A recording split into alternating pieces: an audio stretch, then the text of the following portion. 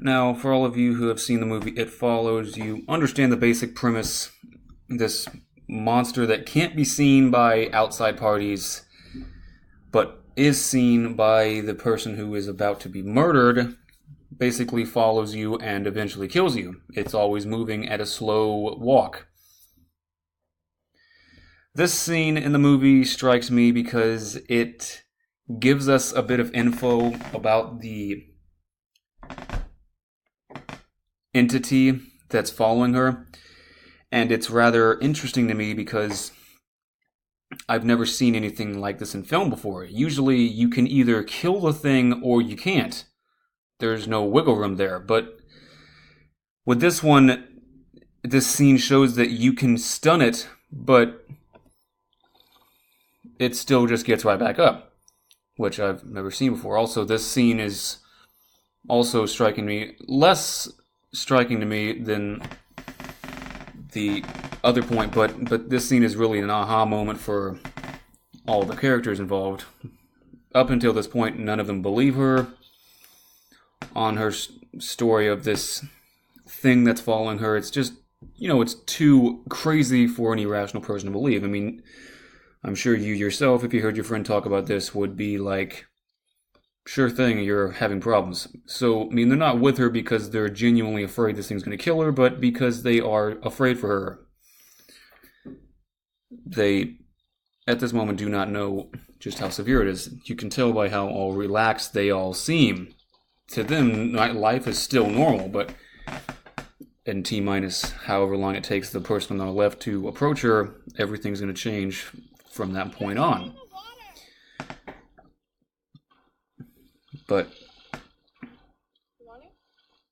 after it attacks her, you'll see her shooting at it, but there's a definite response from the demon thing as a result, which is just perplexing.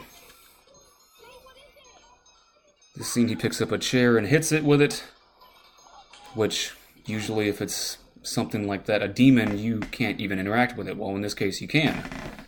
That scene, you don't really know if it's hurt or not, though. You just know he made contact. It still sent him flying, though, so obviously he didn't do anything to it.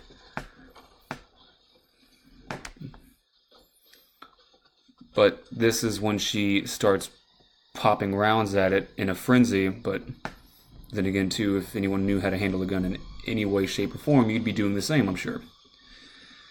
But she's an excellent shot. But boom. Now, you would think the thing's dead, but as soon as it gets up, you realize that's not the case. It just gets right back up.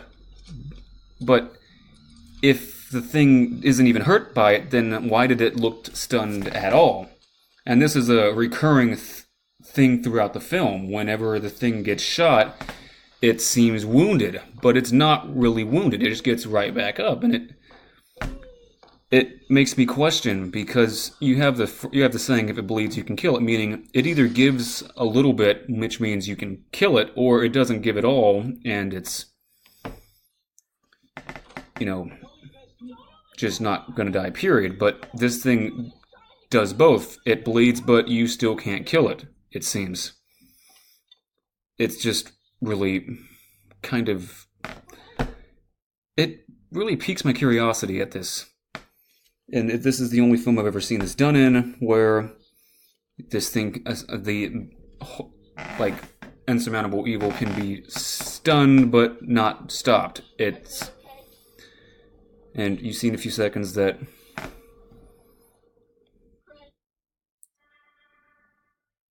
it's not dead at all. It's still shape-shifting and coming after her. None of her friends see this. They know that something's definitely awry, but they still don't see it. But that's why this scene is interesting to me, because they stun it, she stuns it, but it still just gets right back up. It's just a contradiction to me that you can stun it but still can't kill it.